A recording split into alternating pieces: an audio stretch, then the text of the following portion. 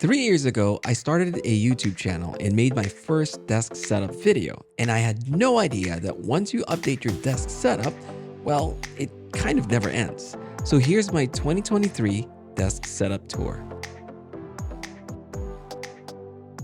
And since most of the video recordings happen in the garage studio, I wanted this home office to feel more like an editing room, just a little less busy. So I changed the decor, I moved some furnitures around, I even ditched the dual monitor setup and opted finally for an ultra-wide monitor. Oh, and I actually took out my podcasting setup. But I'm getting way ahead of myself. So let's dive in. But before that, a few words from the sponsor of this video. Mevo is an ecosystem for multi-camera recording and streaming with easy-to-use software that lets you capture high-definition audio and video. It's the simplest and easiest way to tell your story from as many camera angles as you need. The cameras connect to your Wi-Fi network and can be controlled using just your mobile device. Each camera is equipped with a low distortion lens and a built-in battery that can last up to 6 hours of continuous use. But the best part?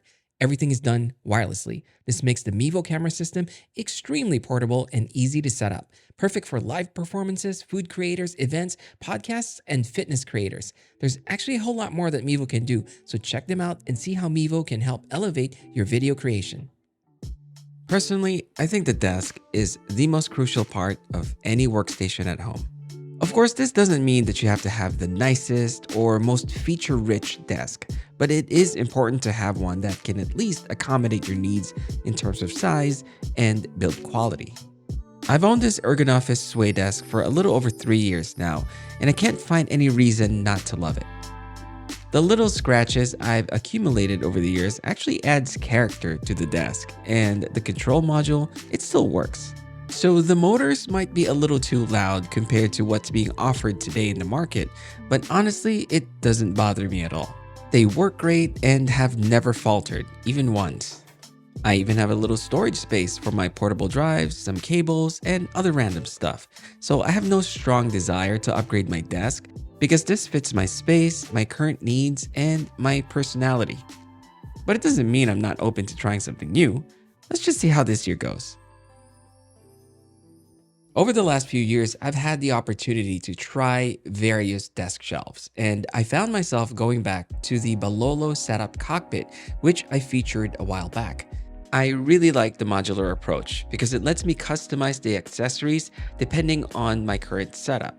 Take this MagSafe holder, for example. It keeps my phone out of the way while it charges, and yet it's still within reach. I can even turn it for a more optimal viewing angle, and it also gives me this cool illusion that my phone is floating right in front of me. Within the desk shelf is an integrated shelf where I can place my books, and the detachable hooks help me organize my cables. This laptop holder accessory is super convenient to have, especially since I'm always moving between the office and the garage studio. The placement makes it easy for me to dock the laptop, and the wool padding ensures that my MacBook doesn't get scratched during the process. Since I do all my editing in this room now, I decided that I needed a good monitor to replace my 27-inch LG 5K. I was never a big fan of ultra-wide monitors as the colors and resolution never seemed to hit the mark. However, I think I found the sweet spot in this massive 38-inch monitor from ViewSonic called the VP3881A IPS WQ HD Curved Ultrawide Monitor. It's a mouthful. I admit, I was a little reluctant to give this monitor a try because I've been spoiled by the pixel density of my LG 5K. But honestly, this monitor looks very, very good. It may not have the same pixel density as the LG, but the screen real estate, the accurate colors out of the box, the Type-C connection, and the adjustable stand make this monitor a winner for me. And yes, I absolutely love editing both photos and videos using this. The speakers are nothing to write home about, but I never really used the built-in speakers anyway. The one thing lacking from this that I do miss from my LG is the built-in webcam. Fortunately though, I have something that's even better. Late last year, I got in touch with Insta360 and they wanted me to try out this new webcam called the Link. It's a tiny 4K webcam that looks like one of those gimbals that you find on drones. So I was expecting the camera to do some cool face tracking feature, but I wasn't expecting the picture quality to look this good. To me, it really looks amazing.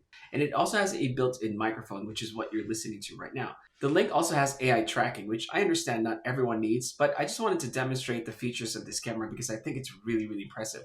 First, I can hold my hand like this, and now the link will start tracking my face anywhere I go. And it's actually really, really impressive. Next, I can make this L gesture.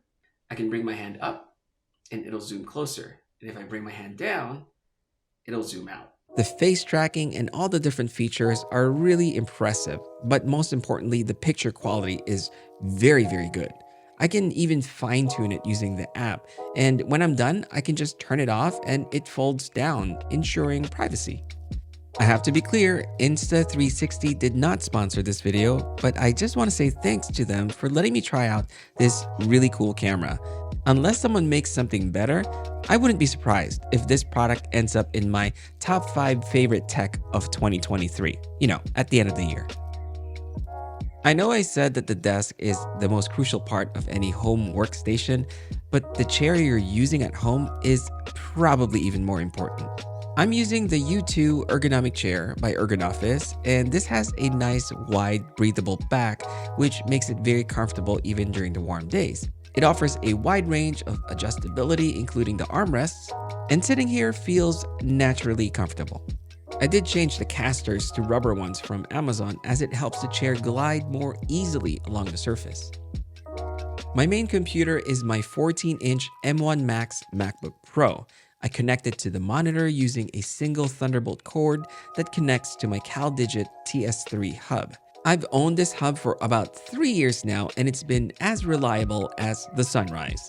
This hub gives me additional ports that allow me to connect to my monitor, my Drop O2 amplifier, and my Elgato Stream Deck, which is also mounted on the setup cockpit using this new mounting accessory.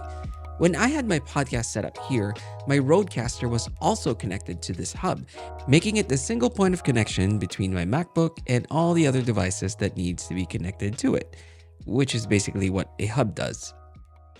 And to answer one of the most burning questions that I get, I used heavy-duty double-sided tape to mount the CalDigit underneath my desk, which frees up some desk space and gives me access to my SD card slot, the audio jack, and the extra USB-A and USB-C ports, which I use to connect this Satechi Apple Watch charger.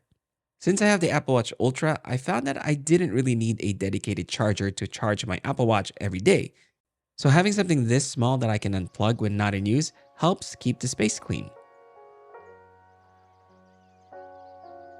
For the speakers, I currently have 2 HomePod minis mounted on wooden tripods right behind the desk shelf. The wooden tripods are made by Balolo and add a warm feel that ties nicely with the wood finish of both my desk and desk shelf. And to breathe a little bit of life into the space, I added some fake plants behind the desk shelf. Yes, I know they're fake, but visually they still add some warmth to this otherwise cold space, and they're much easier to maintain. For the keyboard and mouse, I'm using the Logitech MX Keys and MX Master 2S paired with this wool desk mat by Balolo.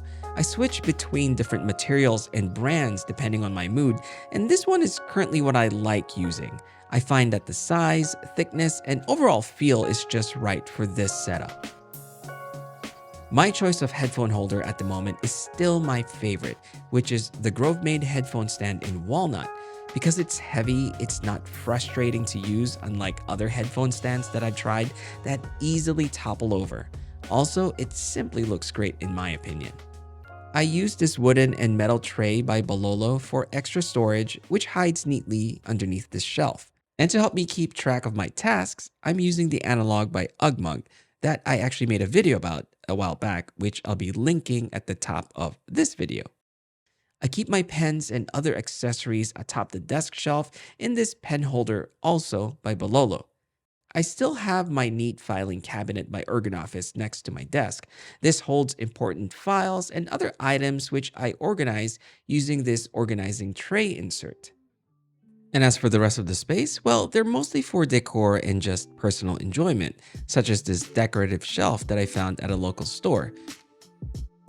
My Calvin and Hobbes collection sits on top of my filing cabinet for when I need a little break, and my shelf holds my collection of watches, knives, and various gear for me to just enjoy. Admittedly, my cable management isn't perfect, but I do my best to keep things out of sight. So I use this loom tubing to hold my cables together and secure them using Velcro cable ties. This cable box does a great job hiding other cables and power strips, so I highly recommend them if you want to keep things as clean as possible underneath your desk.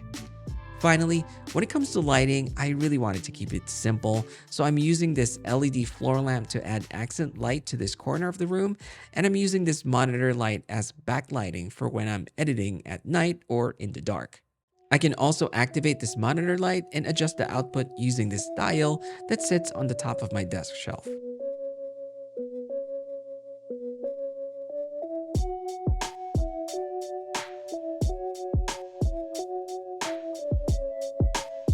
And that basically concludes this tour of my editing desk setup.